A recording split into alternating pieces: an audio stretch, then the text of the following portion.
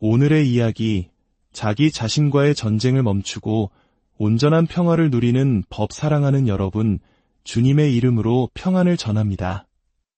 오늘 이 귀한 시간에 함께하게 되어 참으로 기쁩니다. 잠시 우리의 삶을 돌아보는 질문으로 오늘 이야기를 시작해볼까 합니다. 여러분은 인생에서 가장 많은 시간을 함께 보내는 사람에 대해 어떻게 생각하시나요?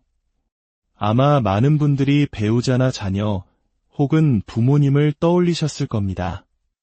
하지만 정답은 바로 자기 자신입니다. 우리는 평생 단 한순간도 자기 자신에게서 벗어날 수 없습니다.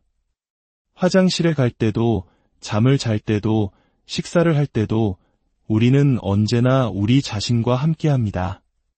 그렇다면 여러분은 자기 자신과 평화롭게 지내고 계신가요? 어쩌면 많은 분들이 자신도 모르게 스스로를 미워하고 자신에게 화를 내며 살아가고 있는지도 모릅니다. 이것이 바로 우리 삶의 많은 문제들의 근원일 수 있습니다. 오늘의 이야기가 여러분의 마음에 깊은 울림을 주고 하나님의 은혜를 깨닫는 시간이 되기를 소망합니다.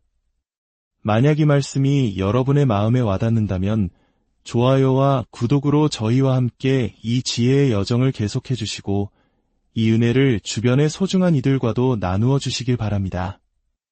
여러분의 작은 나눔이 누군가에게는 큰 위로와 희망이 될 수 있습니다. 여러분과 여러분의 가정에 하나님의 축복이 가득하기를 기도합니다. 이제 자기 자신을 사랑하는 법을 잊어버린 한 영혼의 이야기로 들어가 보겠습니다. 저는 어린 시절 겪은 깊은 상처 때문에 사랑이라는 단어의 의미조차 제대로 알지 못했습니다. 누군가 저를 사랑한다고 말하면 오히려 그 뒤에 따라올 상처를 먼저 두려워했습니다. 그래서 타인을 향한 자비나 긍휼을 베풀기보다는 늘 날카롭고 엄격한 잣대로 사람들을 대했습니다. 그렇게 행동하고 싶지 않았지만 제 마음대로 되지 않았습니다. 혹시 여러분 중에도 자신이 원치 않는 방식으로 행동하면서도 좀처럼 바뀌지 않아 힘들어하는 분이 계신가요? 오랜 시간이 흐른 뒤 저는 하나님의 음성을 듣는 법을 배우기 시작했습니다. 그리고 어느 날 주님께서 제 마음속 깊은 곳에 이렇게 말씀하셨습니다. 내가 다른 사람을 사랑하지 못하는 이유는 내 자신을 사랑하지 않기 때문이다. 이것은 정말 간단하지만 우리가 절대 잊어서는 안 될 진리입니다. 여러분, 우리는 자신이 가지고 있지 않은 것을 남에게 줄 수 없습니다. 내 안에 사랑이 없으면 다른 이에게 사랑을 줄 수 없고 내 안에 용서가 없으면 다른 이를 용서할 수 없습니다. 하지만 놀라운 사실은 우리가 예수 그리스도를 믿고 거듭나는 순간 우리 안에 모든 것이 주어진다는 것입니다. 성경 요한일서 3장은 우리가 거듭날 때 하나님의 신성한 생명의 씨앗이 우리 안에 심겨진다고 말합니다. 즉, 그리스도께서 우리 안에 오실 때 우리는 하나님이 가지신 모든 선한 것들을 품게 되는 것입니다. 마치 한 생명을 잉태한 것과 같습니다.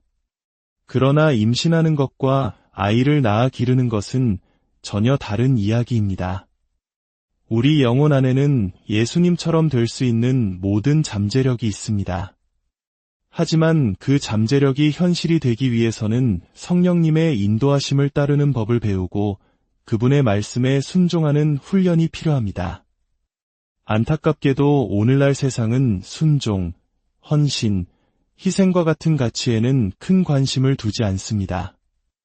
심지어 기독교 서적 출판사들조차 책 제목에 독자들을 위한 약속이나 혜택이 담겨 있지 않으면 책을 출판하기를 꺼려합니다. 사람들은 자신이 무언가를 얻을 수 있다고 생각하지 않으면 지갑을 열지 않기 때문입니다. 하지만 영적으로 성숙한 하나님의 사람이 되기 원한다면 우리는 더 이상 아기들이 먹는 이유식에만 머물러서는 안 됩니다. 때로는 씹기 어렵고 쓴맛이 나는 단단한 음식도 섭취해야 합니다. 하나님께서는 제게 다른 사람들에게 자비를 베풀지 못했던 이유가 바로 저 자신이 하나님의 자비를 온전히 받아들이지 못했기 때문이라고 가르쳐 주셨습니다. 이 원리는 이렇습니다. 첫째, 하나님은 우리를 조건 없이 사랑하십니다. 둘째, 우리는 그 사랑을 온전히 받아들여야 합니다. 이것이 바로 자기 자신을 사랑하는 것의 진정한 의미입니다. 이기적이고 자기중심적인 사랑이 아니라 하나님께서 이런 나를 사랑하시니 나도 나를 사랑할 수 있다고 고백하며 그 사랑을 받아들이는 것입니다. 셋째, 그렇게 하나님의 사랑으로 채워진 후에야 그 사랑이 나를 통해 다른 사람들에게 흘러갈 수 있습니다. 사랑은 하나님께서 우리에게 주신 가장 중요한 계명이자 우리가 평생 배워야 할 과목입니다. 하나님은 우리가 행복하기를 원하시지만 그분의 주된 관심은 단지 우리를 행복하게 만드는 것에 있지 않습니다. 그분의 가장 큰 관심은 우리가 온전히 그분의 사람이 되어 예수님이 다시 오시기 전까지 이 비참한 세상에 그분의 사랑을 전하고 영혼을 구원하는 도구로 쓰임받는 것입니다. 우리 모두는 각자의 삶의 자리에서 사역자로 부름받았습니다. 여러분은 매일 교회에 발을 들여놓지 않을 사람들을 만납니다. 기독교 방송을 보지 않는 사람들과 함께 일하고 그들의 이웃으로 살아갑니다. 그들에게 말로 복음을 전하는 것도 중요하지만 때로는 그보다 더 중요한 것이 있습니다. 바로 삶으로 살아내는 것입니다. 그들을 그냥 사랑해주는 것입니다. 그들이 무례하게 굴 때도 나에게 상처를 줄 때도 그저 사랑하는 것입니다. 고린도전서 13장은 사랑이 무엇인지 알려줍니다. 사랑은 오래 참고 친절하며 교만하지 않고 자기 유익을 구하지 않으며 모든 것을 믿고 모든 것을 바라며 모든 것을 견딥니다. 특히 모든 사람에 대해 항상 가장 좋은 것을 믿어주는 것은 우리 삶을 놀랍게 변화시킵니다. 설령 상대방에게 나쁜 의도가 있었다 할지라도 우리가 그를 선하게 믿어줄 때 내 마음은 평안을 누릴 수 있습니다. 그리고 그의 행동은 그와 하나님 사이의 문제가 됩니다. 만약 여러분이 누군가에게 성경이 말하는 대로 사랑과 자비를 베푸는 것이 어렵다고 느껴진다면 스스로에게 물어보십시오. 나는 지금 하나님의 사랑과 자비를 온전히 받고 있는가? 자기 자신을 미워하지 마십시오. 혹시 마음에 들지 않는 부분이 있다면 바꿀 수 있는 것이라면 바꾸기 위해 노력하십시오. 하지만 바꿀 수 없는 것이라면 그것을 받아들이는 법을 배우십시오. 저는 제 성격을 바꾸고 싶었습니다. 상냥하고 부드럽고 조용한 사람이 되려고 애썼습니다. 하지만 그럴 때마다 사람들은 너답지 않다, 무슨 문제 있느냐고 물었고 저는 결국 화를 내고 말았습니다. 우리는 다른 사람처럼 되려고 애쓰다가 진짜 자기 자신이 누구인지조차 잊어버리곤 합니다. 하지만 우리의 기준은 다른 사람이 아닙니다. 오직 예수 그리스도만이 우리의 유일한 기준입니다. 저는 오늘 여러분이 이 자리를 떠나기 전에 더 이상 자기 자신과 싸우지 않기로 결심하기를 진심으로 바랍니다. 스스로를 향한 분노를 멈출 때 우리의 삶은 얼마나 놀랍고 자유로워지는지 모릅니다.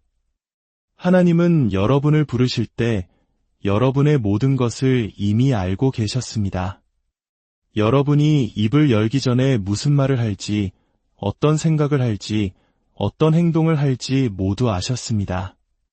하나님은 그런 여러분을 있는 모습 그대로 알고 사랑하시고 받아들이십니다. 하나님께서 당신을 받아주셨다면 당신도 당신 자신을 받아들일 수 있습니다. 물론 이것이 죄를 합리화하라는 의미는 아닙니다.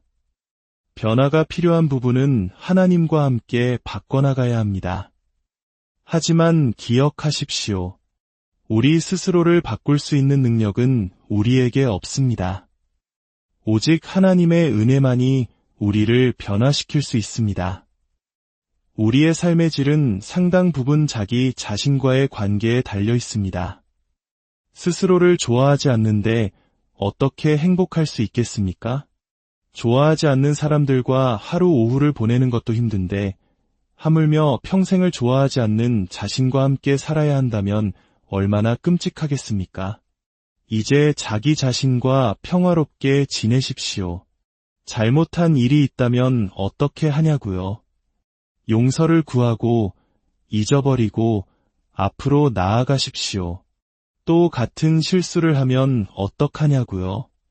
다시 용서를 구하고 또다시 앞으로 나아가십시오. 저는 더 이상 하나님께 이번 한 번만 용서해 주시면 다시는 안 그러겠습니다. 라는 어리석은 약속을 하지 않습니다. 대신 이렇게 기도합니다. 하나님, 저를 용서해 주십시오. 주님께서 막아주시지 않으면 저는 분명 또 넘어질 것입니다. 저는 연약하지만 주님은 저를 강하게 하실 수 있습니다. 저는 할 수 없지만 주님은 하실 수 있습니다. 성경은 우리에게 평화를 찾아 부지런히 좇으라고 말합니다. 오늘 결단하십시오. 하나님과 평화롭게 지내고 다른 사람들과 평화롭게 지내고 그리고 마침내 자기 자신과 평화롭게 지내겠다고 말입니다. 언제까지 무언가에 대해 화를 내며 사실 건가요? 하나님은 다툼과 불화를 미워하십니다. 연합이 있는 곳에 축복과 기름 부으심이 있습니다. 사탄은 우리의 평화를 빼앗는 것이 무엇인지 정확히 알고 있습니다. 우리를 화나게 하는 사람들의 유형을 알고 항상 우리 삶에 그런 사람 서너 명을 배치해둡니다. 우리는 사람들을 우리가 원하는 모습이 아닌 있는 모습 그대로 사랑하는 법을 배워야 합니다. 그것이 어렵다는 것을 압니다. 우리는 내가 당신을 바꿔놓고 사랑해줄게 라고 말하고 싶어 합니다. 하지만 하나님은 우리를 있는 모습 그대로 사랑하셨습니다. 자기 자신에게 화내는 것을 멈출 때 인생은 정말 멋져집니다. 실수를 많이 한 날에도 스스로를 용서하고 평안히 잠자리에 들 수 있습니다. 영적으로 성숙한 사람들은 자신의 실수에 얽매이지 않으며 죄책감과 정죄감 속에서 살지 않습니다. 저는 어린 시절의 학대로 인해 오랫동안 죄책감에 중독되어 살았습니다. 악마는 제게 너에게 문제가 있기 때문에 그런 일을 당한 것이라고 속삭였고 저는 항상 무언가에 대해 죄책감을 느끼지 않으면 오히려 불안할 정도였습니다. 하지만 기억하십시오. 로마서 8장 1절은 선포합니다. 그러므로 이제 그리스도 예수 안에 있는 자에게는 결코 정죄함이 없나니 하나님은 우리의 마음 중심을 보십니다. 우리가 진심으로 옳은 일을 하기를 원한다면 하나님은 그것을 보시고 우리를 변화되도록 도우십니다. 스스로를 바꾸려고 애쓰다가 얼마나 지치셨습니까? 저도 그랬습니다. 하지만 마침내 깨달았습니다. 오직 은혜만이 나를 바꿀 수 있다는 것을요. 예수님께서 십자가에서 이루신 일은 완벽했습니다. 그분은 우리의 도움이 필요하지 않으십니다. 빌립보서 3장에서 사도 바울은 이렇게 고백합니다. 나는 아직 내가 목표에 도달했다고 생각하지 않습니다. 그러나 오직 한 가지 일, 즉 뒤에 있는 것은 잊어버리고 앞에 있는 것을 잡으려고 표대를 향하여 그리스도 예수 안에서 하나님이 위에서 부르신 부름의 상을 위하여 달려가노라. 뒤에 있는 것을 잊어버리십시오. 20년 전에 저지른 실수 때문에 아직도 자신에게 화를 내고 있습니까? 그것은 당신에게 아무런 도움이 되지 않습니다. 하나님은 당신이 처음 용서를 구했을 때 이미 당신을 용서하셨습니다. 이제는 당신이 당신 자신을 용서할 차례입니다. 쓰러지는 것이 실패가 아닙니다. 다시 일어나지 않는 것이 실패입니다. 갓 걸음마를 배우는 아기는 수백 번 넘어져도 울음을 그치고 다시 일어섭니다. 우리도 마찬가지입니다. 의인은 7번 넘어질지라도 다시 일어나리라. 절대로 포기하지 마십시오. 당신이 포기하지 않는 한 사탄이 당신에게 할 수 있는 일은 아무것도 없습니다. 인생에는 목적이 필요합니다. 잠에서 깨어날 이유가 없다면 무슨 의미가 있겠습니까? 우리에게는 사랑할 누군가가 필요하고 감당할 사명이 필요합니다. 상황은 변할 수 있습니다. 저도 예전처럼 전 세계를 다니며 사역하지는 못합니다. 주님의 은혜가 어디에 머물고 어디서 떠나는지 분별하며 변화에 기꺼이 순응해야 합니다. 하지만 목적 자체는 사라지지 않습니다. 어려운 시기는 우리를 더 나은 사람으로 만들 수도, 더 비참한 사람으로 만들 수도 있습니다. 시련을 통해 믿음이 더 강해질 수도, 믿음을 도둑맞을 수도 있습니다. 선택은 여러분에게 달려 있습니다. 어려움이 닥쳤을 때 하나님께 감사하십시오. 왜냐하면 성경은 우리가 인생의 힘든 시기를 통해 성장한다고 분명히 말씀하기 때문입니다. 여러분이 겪은 모든 영적 성장은 편안한 시기가 아닌 오직 하나님만 의지해야 했던 고난의 시간 속에서 이루어졌을 것입니다. 다니엘의 세 친구 사드락, 메삭, 아벳느고의 믿음을 기억하십시오. 그들은 풀무불에 던져질 위기 앞에서 이렇게 고백했습니다. 왕이여, 우리가 섬기는 하나님이 계시다면 우리를 맹렬히 타는 풀무불 가운데에서 능히 건져내시겠고 왕의 손에서도 건져내시리이다. 그러나 그렇게 하지 아니하실지라도 왕이여, 우리가 왕의 신들을 섬기지도 아니하고 왕이 세우신 금 신상에게 절하지도 아니할 줄을 아옵소서.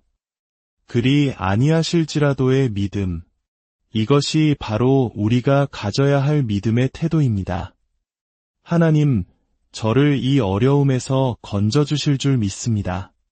하지만 그리 아니하실지라도 저는 끝까지 주님을 따르겠습니다. 이 고백이 터져나올 때 영적인 세계에서는 놀라운 돌파가 일어납니다. 사탄은 더 이상 당신을 통제할 수 없음을 알고 다른 연약한 자를 찾아 떠나갈 것입니다. 이제 몇 가지 능력의 생각을 나누며 마무리하고자 합니다. 이 생각들을 매일 의도적으로 마음에 품고 입으로 선포하십시오. 첫째, 나는 내게 능력 주시는 그리스도를 통하여 내가 해야 할 모든 일을 할 수 있습니다. 나는 할 수 없어라는 생각을 버리고 나는 할 수 있다는 믿음으로 가득 채우십시오. 둘째, 하나님은 나를 무조건적으로 사랑하십니다. 이 진리를 받아들일 때 우리는 죄를 짓더라도 죄책감이나 정죄감 없이 회개하고 자유롭게 나아갈 수 있습니다. 셋째, 나는 두려움 속에 살지 않겠습니다. 두려움은 사탄의 가장 강력한 무기입니다. 하나님이 나와 함께 하심을 믿을 때 완전한 사랑이 모든 두려움을 내쫓습니다. 사랑하는 여러분, 이제 자기 자신과의 전쟁을 멈추십시오. 여러분은 하나님의 손으로 친히 빚어진 특별하고 소중하며 가치 있는 존재입니다. 여러분에게는 목적이 있습니다. 하나님께서 여러분을 선택하셨습니다. 세상은 우리를 넘어뜨리기 위해 우리를 지목하지만 하나님의 나라에서는 우리를 일으켜 세우기 위해 우리를 지목하십니다. 하나님의 은혜와 평강이 여러분과 함께하기를 기도합니다. 은혜는 받을 자격 없는 자에게 주시는 하나님의 호의이자 우리가 스스로의 힘으로는 결코 할 수 없는 일을 쉽게 할 수 있도록 돕는 성령의 능력입니다. 이 은혜를 이해할 때 우리는 비로소 참된 평안을 누릴 수 있습니다. 오늘 들은 말씀을 마음속 깊이 새기시고 삶 속에서 실천해 보시길 바랍니다. 뒤에 있는 것은 잊고 앞에 있는 표대를 향해 나아가십시오. 죄를 지었을 때는 회개하고 하나님의 용서를 받고 계속 전진하십시오. 자기 비판으로 시간을 낭비하지 마십시오. 스스로의 흠을 찾는 것을 멈출 때 다른 사람의 흠을 찾는 것도 멈추게 될 것입니다. 매일 아침 이렇게 선포하십시오. 하나님, 사랑합니다. 나 자신을 사랑합니다. 사람들을 사랑합니다. 나의 삶을 사랑합니다. 오늘은 좋은 날이 될 것입니다. 주 예수 그리스도의 은혜와 하나님의 사랑과 성령의 교통하심이 이 말씀을 듣는 모든 분들 위해 지금부터 영원까지 함께 하시기를 간절히 축원합니다.